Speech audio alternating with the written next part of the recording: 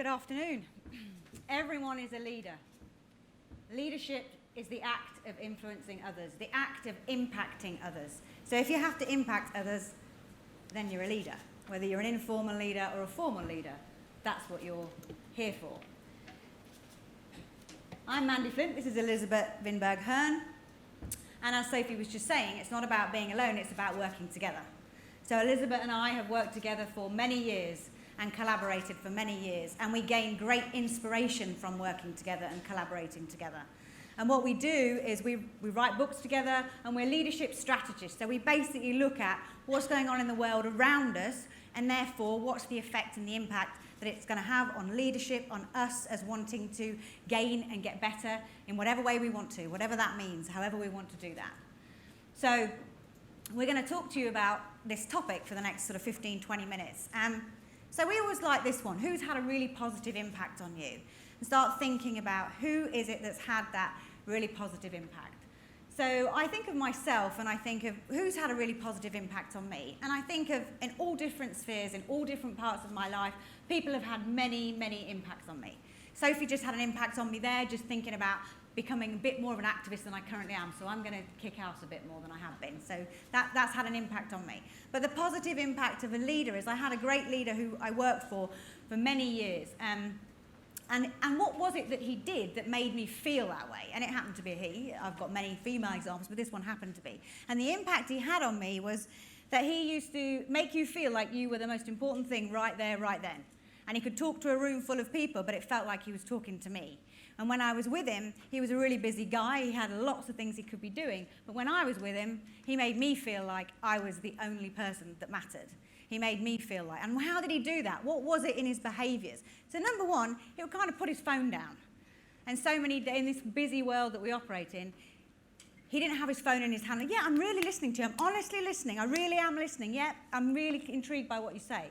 However, didn't really make me feel like that. He made me feel like that. He'd put his phone down, he'd put his laptop shut, and he'd talk to you. He'd be with you in the moment. And that was really important to me. That really felt like it was something that I've taken with me, and I've wanted to do that with others. I've really wanted to role model that in others. Here we're going to look very simply at this. It's such a simple model, it's unbelievable to even put it up. But it's about how you think and feel about yourself has this impact. Well, that's dead obvious, isn't it? That's really obvious. But for example, if you want to be inspiring, then you need to be inspired. If you need to feel inspired. You need to create that and find that. So if you want to be inspired, then that has an effect on you. That has an effect on the team around you. That has an effect on the organisation. And that has an effect on the external system, all the systems that interconnect with that, and the culture that we're living in. So people will say, oh, how is culture created? Well, culture is created by all of us, minute by minute. It's not just the leader by leader. It's minute by all of us. So culture we have an impact on ourselves, the team, the organisation, all of those systems that work around it. So if we want to remain and continue to make impact and effect, we need to be thinking about more strategically about that. Everybody that Elisabet and I work with will say, well, what do I need to do to get to the next level? What do I need to be a better leader? What do I need to be a leader? What do I need to do to instill and do something different in my career? And we always have to say, you've got to think bigger. You've got to think bigger than where you are right now. Just think about, yes, you're there. What other effect and impact could you have? What could you do if you just did that one thing differently? How could that have an impact? How could that create something different? This slide defines the way the world is at the moment and is moving towards. So here on this side, if you're looking at it, the left-hand side, we have how organisations currently operate, are moving towards this other side. But at the moment, they're working like machines. So in organisations, it's a kind of top-down hierarchy. And those are the type of behaviours that drive that top-down, you must do this, there's a lot of bureaucracy, and that rules the workplace. And silos we're operating in silos. We're moving towards a world where the other side, where organisations have to work as living organisms. They have to work in a way where we're interacting with others. We're part of many teams. We're not just part of one team we're matrixed and we're part of many different teams. So we need to be quicker and more flexible. So it means we need to be building teams around what do we need to achieve, not where does that fit in the hierarchy, which means it sets a different set of behaviours around that. Organization. And what you're seeing there on the right is very much a living organism as an organization. You have to be much more nimble and agile as an organization. And that starts with culture.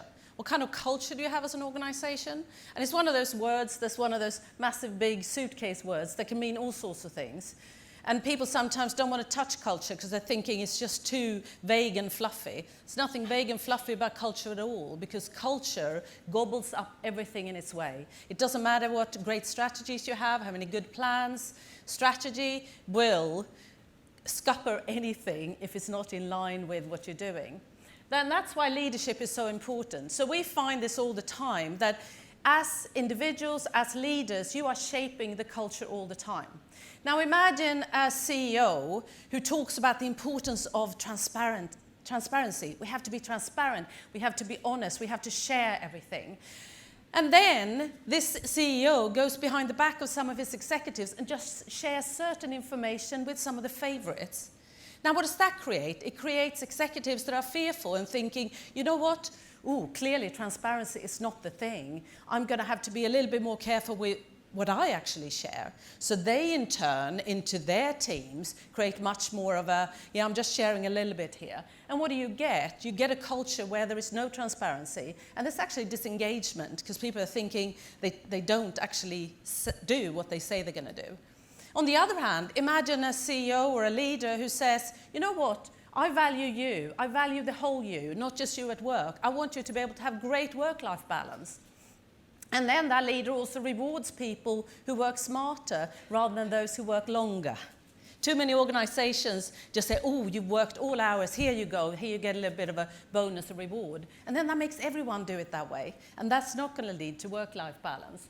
But if you do it this way, right, and actually really do what you say you're going to do, you create a completely different culture, one of engagement and innovation. So whatever you do, the behaviors that you have as a leader, keep creating a culture. The way you behave as a leader, whether you're a formal leader or informal leader, that has a ripple effect. It ripples out from you all the time, every single day, every minute. The cultures get created through how we're behaving towards others. So we need to think about what culture do we want to create. Now, it's a really interesting study done where 51 leadership behaviors were tested for how contagious they were. You know, does leadership really matter? Because leadership is not what we do, it's how we do it. It comes down to how we are, how we behave. They tested these 51 and they found that these are the 8 most contagious leadership behaviors in that order. Now, technical skills might not sound like a behavior, but it's actually the behavior to want to take on learning new technology, for example, and that in itself is a behavior. So you may want to, if you take a picture of that one and look back at it later and say, you know what, is there any of this that you want to make contagious, right? What do you want to have rippling out from you within your organization? Because that is within your power. All of us have much more impact than we think. Now, there's a short story I wanted to share. There was this guy who came into a new job, very ambitious, really wanted to make a difference. He was really good at what he was doing. He came in, he was very focused on his team. He had his goals with his teams. He knew what he was going to be doing. He didn't care so much about everyone else, particularly not his peers, because he did see them a little bit as his competitors. Now, after a while, there was an opportunity for him to go for a promotion, to actually take his boss's job. So he, of course, put his application in, and in the process, his peers were asked to give some feedback on him, right? If this guy is going to become your boss, tell us about him, what's he like? And he didn't get very good feedback from them. Because they say, we don't see him as very collaborative and very inclusive, and actually we probably wouldn't be excited to have him as our boss. There was another person who had applied, who had a very different profile, had been much more inclusive, and in reality this guy didn't actually get the job, right? Because he forgot that his impact is not just about his team. It may be that he has goals here, but he is constantly creating what's happening around him. So, and it's interesting to see that constantly at work, we are creating positive and negative experiences in other people. And there was some research done that showed that on that positive negative bank account that we have in relationship with other people at work, there's a ratio of about the most effective teams have 3.5 positive experience to every 1 negative, right? So you need 3.5 positive ones to make up for the 1 negative. In marriages, it's 5 to 1, okay? So clearly, marriages and personal relationships were a little bit more picky, right? It's a little bit more hurtful when it's hurtful. So one to keep in mind. But with this, think about it. Treat your peers as customers. We see this particularly with peers where people have a little bit of a competition going on. Everyone around you is your customer ultimately. You never know when you're going to meet them again. They might be your boss next time as well. I mean, there are so many things to think about in a more strategic perspective. And imagine what happens. What kind of culture do you think you create when you start to treat your peers as your customers? You get much more of a generous organization where people dare to share because you are that generous with people that could be seen as your competitors, right? So here's another great picture. We love this picture.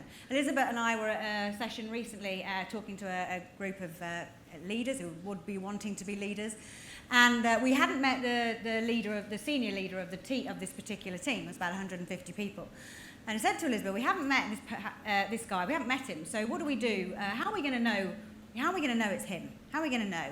And we have been studying executive presence. So people will often say, oh, you didn't get that job because you didn't have enough presence. Or you didn't get that because you didn't have enough whatever that is, executive presence. So what is it? So we said, this guy's going to walk in. How are we going to know? How are we going to know it's him? So we had our radar out on him walking in the room thinking, how are we going to know? So he walked in. He walked in very confidently, and of course there was an immediate change in the room. So he walked in and he was making eye contact with lots of people, and people were kind of nodding and connecting with him. And I said, that's him, that's definitely him. Elisabet said, yeah, that's definitely him. So how do we know? What is it that's telling us that that's him? How do we know it's him? And it was him, but it was also his reaction to the other people and their reaction to him. So people were trying to get his attention and nod and make different, gestures to make out, look, I'm here, by the way, I'm here. And he also had that positional power and the positional presence, but there was also that aspect of it. So Elisabet and I studied what is this executive presence, and we mean executive presence by career building. What does that mean? How do you have that presence? And we built this very simple, lots of things in here, but in the sweet spot. It's kind of you need all of them, when do you need them? And again, relating to vision and strategy is a big one. So can you make the links and connections? Can you say this is how it all fits together? And you need that, and there are sometimes you need to exaggerate that one, and there's sometimes you need to exaggerate others. Inspiring and relating to others. And that, again, goes to treating your peers as customers, but inspiring and relating to others. And in doing that, we live in a technology world. We live where everything's changing fast. But to do that, we also need to remember the H2H approach. The H2H is the human-to-human dynamic. So in inspiring others, there will always be the human-to-human dynamic that we will need to have. So making sure that we are inspiring and relating as part of our executive sweet spot, which is that spot in the middle. And a big one is about showing respect. So making sure that we are demonstrating that. We can always be respectful. Might not feel like it in the moment, but we can always be respectful. And it's sort of making yourself think about, those are all the different ones. Which ones do I need to think about at different times in different situations? And this particular model, there's a lot more behind it, but this particular model is the key, is the sweet spot. And executive presence is not just about being an executive. It's about the presence that you want to create. Being a bit more intentional about what you want to create and putting your attention and focus on it. Using a spot that you have that is a strength. And earlier today we talked about strengths. So what's the strengths that you want to use, to utilize to help you with some of these things and learning about that. And sometimes we have those strength blind spots. We don't even know that we're good at it. How can we know we're good at it if we don't even know it's a strength? Because it's a blind spot. Unless somebody tells us and helps us with that, then we know it's a strength. Good. So it's a career builder. Executive presence is a career builder. If you use it authentically, it's not going around going, I must go in today and have executive presence. It's actually using it from an authentic place and knowing when you need to use that, when you can use that, and about being intentional about it. And that kind of being intentional can create a culture of development, a culture of learning. So if you start doing that, you create a culture that says it's okay to learn, it's okay to try something new, it's okay to do something different. This is a picture of my skiing holiday, just in case you didn't want to see it. But this is really cool because I was on holiday, went out onto the balcony, it was in Val d'Isère, went out onto the balcony, and next door balcony there was a very famous TV presenter. And I watched him. He was standing on the balcony with a camera in front of him, and I watched him very calmly. He was a very quiet guy, looking down. He took a deep breath. He got himself ready, the camera turned on, and he went, hi, we're in Val d'Isère, and here we are at the most expensive resort in the world, amazing skiing, and he became this extreme and exaggerated version of himself, because he could. And then when the camera went off, he kind of dialed it down again. So he had the ability to dial it up when he wanted it, but dial it down. And he was using that in an authentic way to do that. So he could do it, couldn't do it too far, and he couldn't go too far back. But he could dial it up and dial it down depending on the impact he wanted to have. And his was an extreme version of impact, but you can do that on a lesser scale. And this is what we define as the impactometer. So we all have this. We don't necessarily spend much time in it, but thinking about it. But we'll often think about, I've got to go to a meeting. What do I need to do at the meeting? Not how do I need to be at the meeting. So if we spent a bit more time thinking about, yes, I know I've got to do something at that meeting, but how do I need to be, we'd have more impact. How do I need to be? How do I need to behave? How do I need to react and respond? And this impactometer is just, it doesn't really matter where you are on it. You might want to move it that way. You might not want to go all the way over, but you might want to move it a little bit. So you want to dial up your impact when you need to. When you can dial it up and you can dial it down. And that kind of thing creates more of a harmonious culture. So people are tuning into what other people need, not necessarily just what they need, but what others need. So in a cultural environment, you're creating that different culture in creating. Doesn't mean harmonious, doesn't mean we're all happy all of the time. It means that we have there's definitely that impactometer, same thing, a swing for it.